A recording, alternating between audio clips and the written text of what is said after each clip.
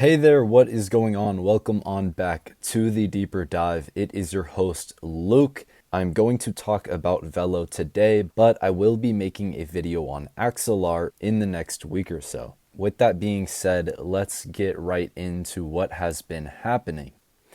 Recently, TG House 1 on X, K Thingle, he shared a great find about Velo with us.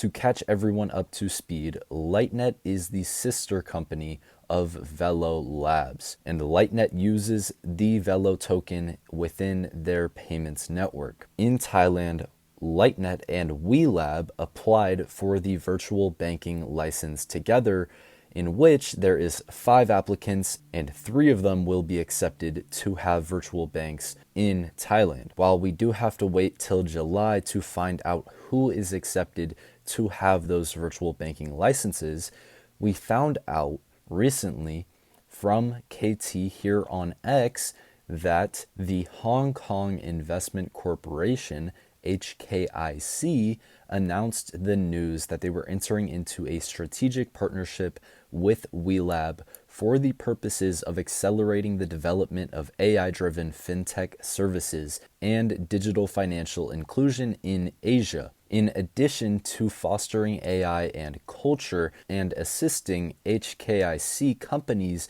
in expanding into Southeast Asia. A great point to be made is that the HKIC is owned by the government of Hong Kong, which is superseded by the Chinese government. And as KT says, this is significant because there's now a direct link between WeLab, Lightnet's partner, and the government of China and Hong Kong, respectively. The second point that KT makes, where does Lightnet fit into this? Not only was Lightnet mentioned explicitly in the article, but representatives from the Consulate General of Thailand were present. And as KT says, you bet your bottom dollar that Lightnet/Velo representatives would have been there, as well as the speech mentioned other distinguished guests. So ask yourself this: why would the Thai embassy send representatives to an event hosted in Hong Kong between the government of Hong Kong and a Hong Kong-based bank? And this is what KT says that I think hits the nail on the coffin.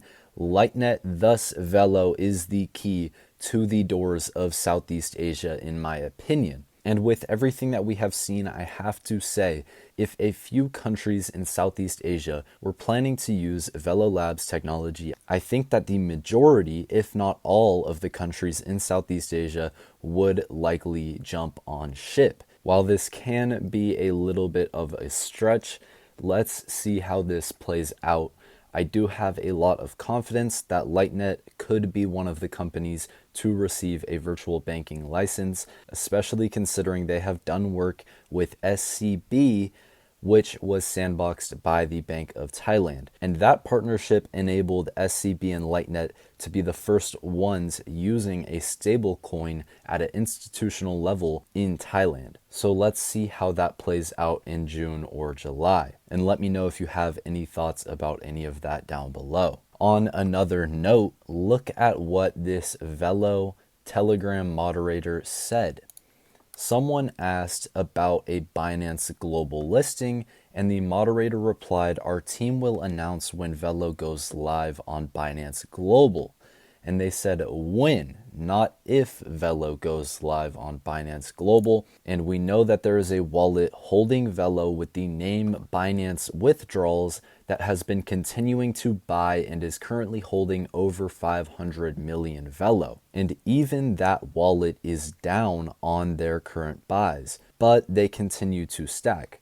So what I have to say about the current price action is just stay level-headed and keep in mind that Velo is here to stay. I do not think that Binance would continue to buy if they did not have hopes of either making money on their bag or a listing. And either way, one of those will bring a boom. And either way, I do think what Harvey, the Velo moderator, said about announcing when Velo goes live on Binance will play out. As I say here, thank you to everyone who has stuck with me. I have tons of confidence in Velo, and that will not change. Velo to the moon. And I'd like to share these few photos with you guys. This video to start.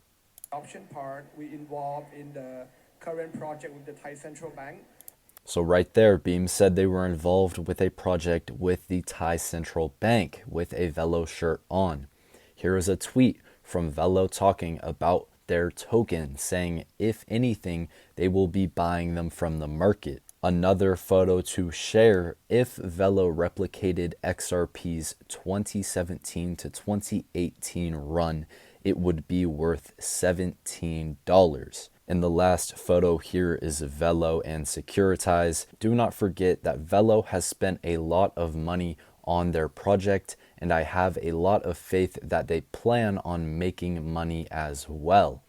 They are focused on the bigger picture, so do not forget about these types of partnerships. I also made this post 2 days ago saying, could this be the next move, this red arrow taking us to roughly 10 cents?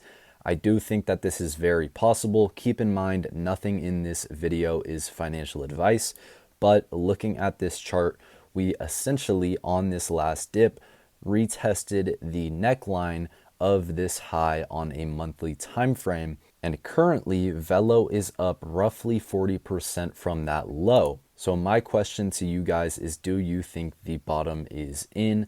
Let me know what you think about that. On a final note, the Thai bot handout is not far away, and I have shared a lot of content that points towards Velo being connected to the Thai bot handout. Phase 3 of the handout, which involves this new payment infrastructure, comes out this month.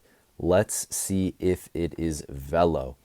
If it is, expect a massive boom.